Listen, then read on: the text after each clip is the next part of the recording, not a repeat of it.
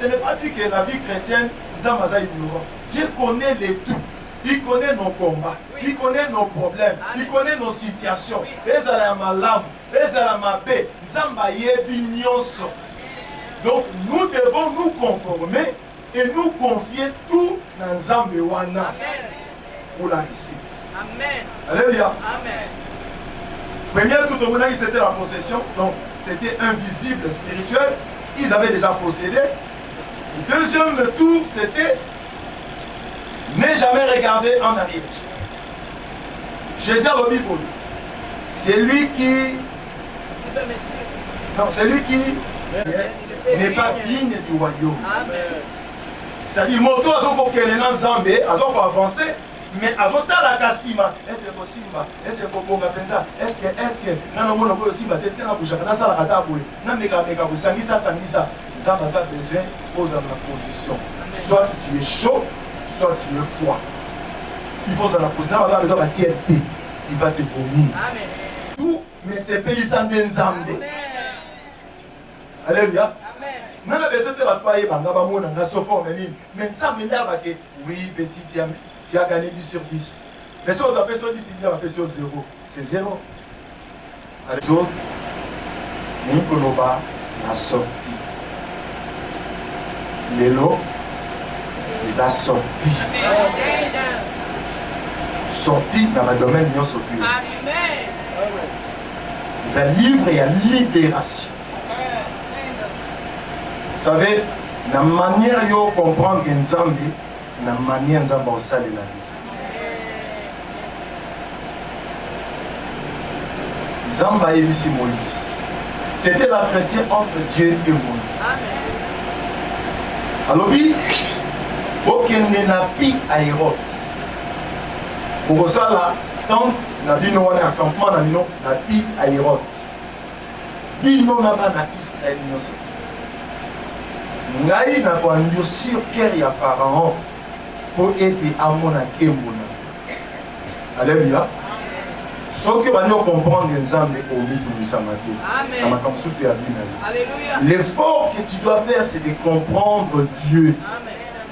Dans ces problèmes, Nzambazawa. Que dit Dieu dans ces problèmes pour nous passer? Sauf à la langue qu'on a, c'est là qu'il y a mère. Mère est comme qui est ennemi à Israël à un moment. Na mère, na Pharaon, et comme qui est ennemi à Israël. Et ça, le là. Nicolas Pézo qui nous a besoin d'ambassadeur là yo. Âge Pézo pour avancer. Âge Pézo comme appelé ennemi na yo. Et nous on a vieille saison ya. On a besoin d'ambassadeur mais vieille saison goya. Et bien on dit côté. Nous on a besoin pour boire mais. Mais si qu'on vit sur ton bateau comprendre.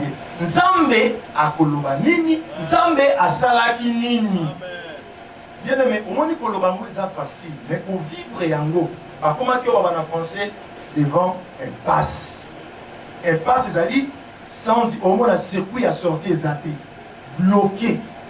Ne ba notre sur la photo on entend ba na mike nanda kubache na nzete nyoka. Na mai ngando. Na mokili soki léopard se fait lion. Okima na mai ngando aliyo. Okima na nzete léopard aliyo. Okima na mokili lion zozela yo. Donc impasse, quoi bien en gros impasse. Moïse, on a dit le Moïse, ba moi le go ensemble été. Ba posa li diplé au et c'est même ça qui na Égypte. Ba posa li force de frappe ya ensemble. Ou neutraliser qui Égypte mon bimba. Ba moni grandeur ya Pharaon. Ba posa li grandeur ya ensemble. Ba posa li puissance ya ensemble, ba moni monene ya Pharaon. Pourquoi? Parce que Dali Nassim, ils ont regardé en arrière. Donc, quand la Pharaon, on a servitude il y a 400 ans. Alléluia. Parce qu'on a servitude il y a 400 ans. Mais pour ça, le peuple Yangouya, eux aussi comme ça, l'Égypte. C'est ce qui se passe dans beaucoup de gens. Oyo, à côté de la ciment, à côté de Sango, il y a possible. Au monde, on a un problème. Mais au monde, on a un monde. Il faut le langage n'a échangé. Des fois, les miracles commencent quand on change notre langage. Alléluia. Nous avons dit, pourquoi crie-t-il derrière moi? Dis aux enfants d'Israël, et qui s'élèvent et qu'ils partent. Mais c'est les athées. Alléluia. Alors, dans verset 16, Aïebisie, toi, Israël te met toi, lève ton bâton et tends ta main sur la main et fends-la. Alléluia.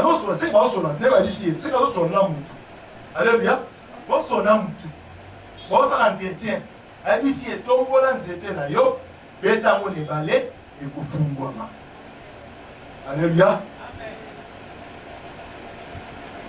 Les Égyptiens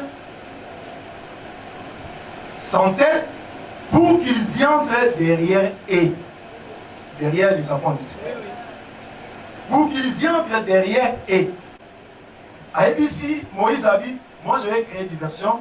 Yo kende obeta nzete, nga nozala awa pour la créer diversion.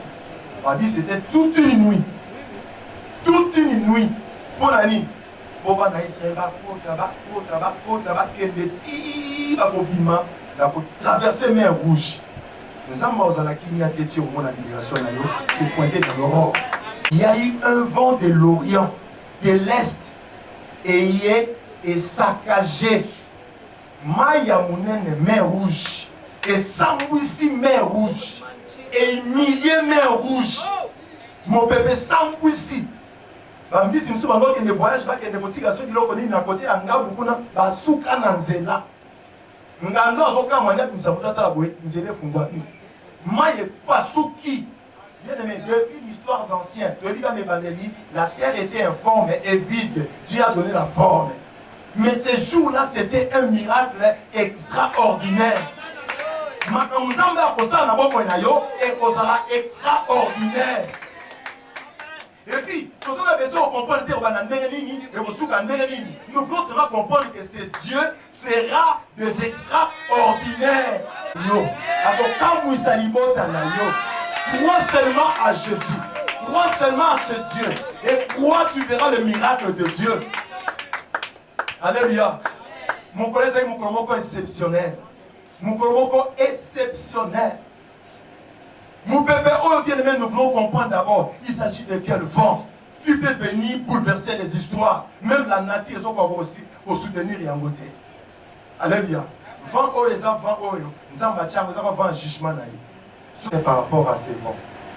La arme spirituelle des âmes déjà utilisées. Alléluia. Il y a plusieurs armes à utiliser. Mais à tous, nous devons comprendre d'abord les vertiges, les forces qui se manifestent derrière le vent. Alléluia. Or, Sotali dans un passage avec Posto Otangaki, le vent de l'Est, dans la version de la Bible, c'est le souffle de Dieu. Or, le souffle de Dieu, dans l'hébreu, il y a un mot roi. Dans le Nouveau Testament, il y a un mot, dans le grec, il y a un mot pneuma. C'est-à-dire, c'est l'Esprit de Dieu. Et Zoya, pendant que ça là, à Zoya, pendant que ça là, et l'autre mot, c'est l'élit pour nous amener.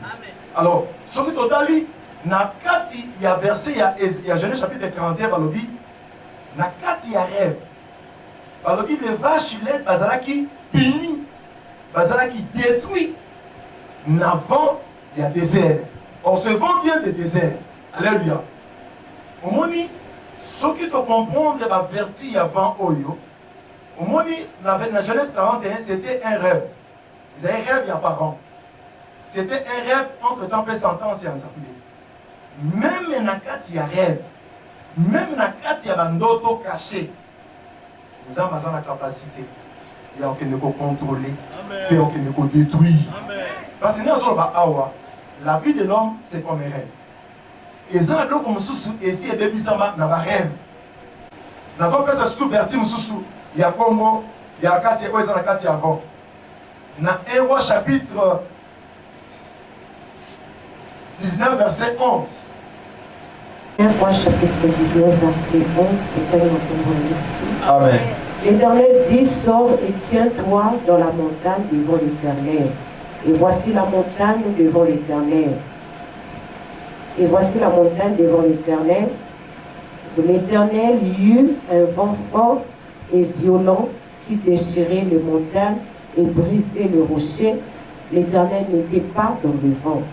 Et après le vent, se fit un tremblement de terre, l'Éternel n'était pas dans les tremblements de terre. Amen. Il y a liboso balobi, il y a un vent violent qui a arraché. Les vents violents, on a des choses là. Et il y a quelqu'un pour arracher. Pour arracher. Et pour arracher, il faut ici et s'implantant. Pour ici et se positionnant. Parce que nous avons besoin de vivre au lamo yanzambe. Mais nous avons s'enracinant. Et vendant des siècles et des siècles, de génération en génération. On appelle cet exemple la famille Mobimba.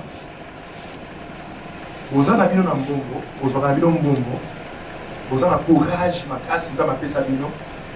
Mais au moins, dans la famille, on a mon côté à un diplôme d'État. On a dit que vous avez un diplôme d'État de l'équipe.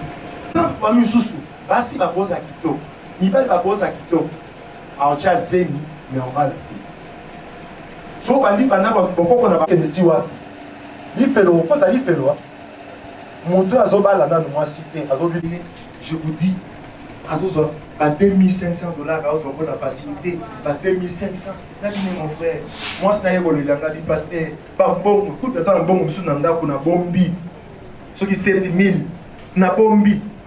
Dans ce bis, on a bien les cambo, tout ça, la commerce, à ce qui.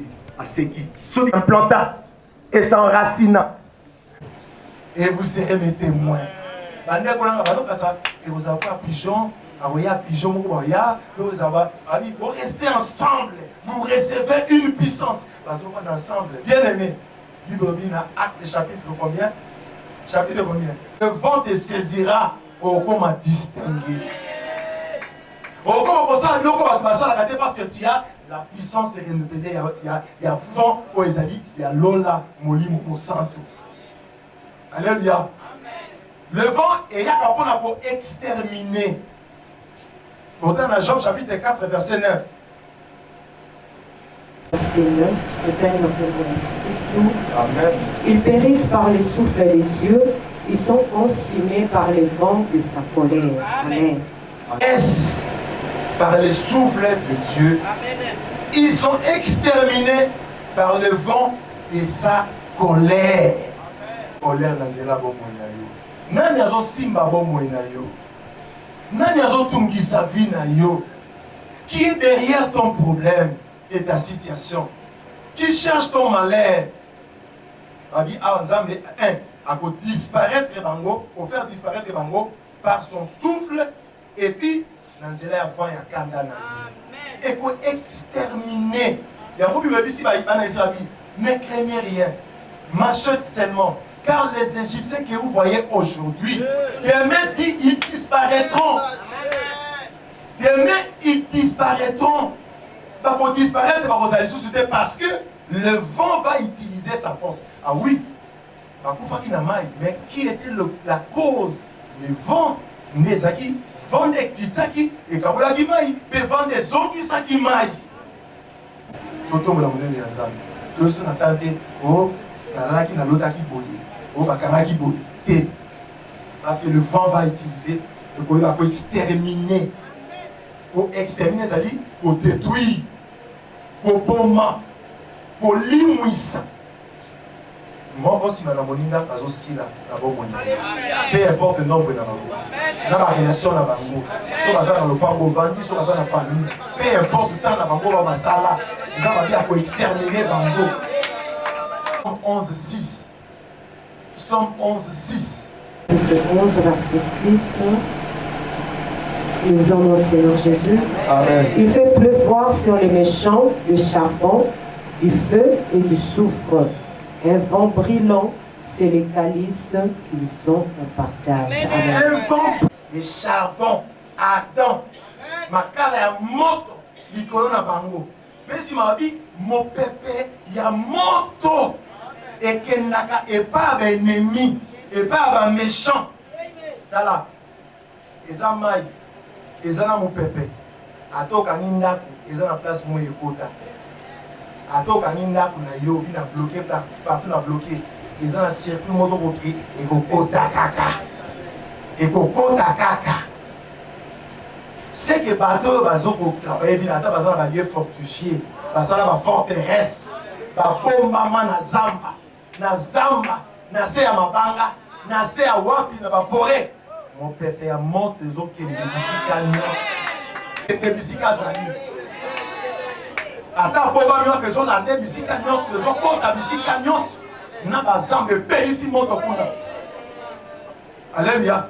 Babi c'est l'effet brûlant.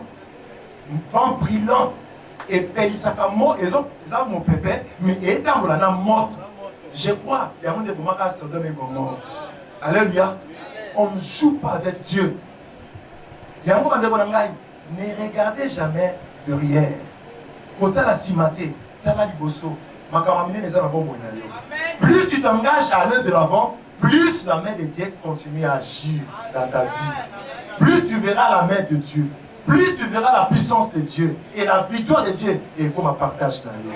Mais plus tu regardes derrière, le diable te montrera de toutes les sortes de formes. Akolaksayo, forme ya kokitisayo, akolaksayo ba humiliation à sorte nyonso, ba biloko échappaka ba erreur passé na yo. Oza basa limbisa yo, za basi agréa yo, kwa koto na kati ya page ya sika, diable na kolaksayo ya ngotala yo kongate, yo réussite, oyibaka biloko ya bato, obomaka longolaka zendi, yo kobota te. Nana biso okobota te okobota action nyonso botutu nyonso balatisa bino na famille ezolongwa na nzoto na yo alléluia mopepe ya moto ya mona alléluia ese bozondima ngo eza bafungoli porte bafungoli boulevard nyonso ekomi accessible. Alléluia. Ce qui était impossible hier, aujourd'hui, est comme impossible. Parce que là, sur la CAPS, l'Égypte était au côté des gens dans la terre promise. Alléluia. Le pasteur des gens est là. Le monde a déjà un go. Le casole a pas moli. Est-ce que nous avons casole a pas moli? Il y a robe à mariage. Nous avons casole à robe à mariage. Sur le a déjà ma moli. On a senti qu'il y a un go. On a senti déjà que l'ambiance est là.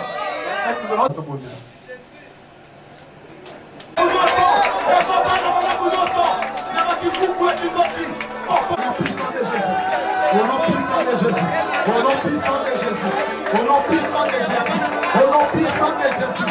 Hôtel il y a célibat, hôtel il y a impudicité. Batabino bozo mbongo kapo na kindumba. Nani akonda na famille na hôtel oyo. Senga monte tumba, mon pépé à moto. Et puis au hôtel il y a stérilité. Bato bazobala babota kate, mais on va baliter babota kate 10. Senga moto, mon pépé à moto. Et contre banda konyo. Et tumba hôtel. Misuki leza na Kinshasa. Et uta na mboge koma na Kinshasa. Babomba ngona ndako. Senga mo pepe ya moto. E kota bandako nyonso. Hôtel, oye mani sa hôtel ya kindoki. Hôtel ya pauvreté, il y a blocage, il y a limitation. Les baba koko, les baba koko, les baba koko, les baba koko, les baba koko. Hôtel mo le banda. Tumba nyonso, et tumba nyonso, et tumba nyonso, et tumba nyonso. Au nom de Jésus, au nom de Jésus, oh le Samaragoko, le Samaragoko, le Samaragoko, Komo na Yeso, na Komo na Yeso, na Komo na Yeso, na Komo na Yeso, Roma na gauche, Roma na gauche, Roma gauche, et comme Manyaso, Yoso, Belisa Moto, Matisa Moto, au nom puissant de Jésus, na Komo na Yeso. Na kombo na Yesu. Alléluia Seigneur. Alléluia na kombo na Yesu. Na kombo na Yesu. Sota coché. Sota au nom de Jésus. Au nom puissant de Jésus.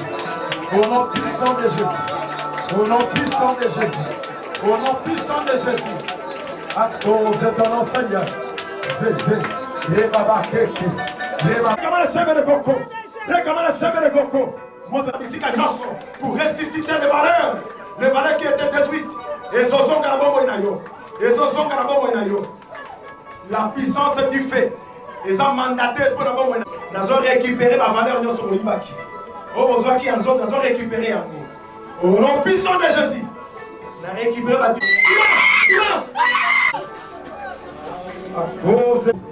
N'arrêtez à Mosikoyo. N'arrêtez à Mosikoyo. Et j'ordonne à toute plante que le Père n'a pas planté de libérer ses forces. Au nom puissant de Jésus. Kebara sete belego. J'en donne l'esprit à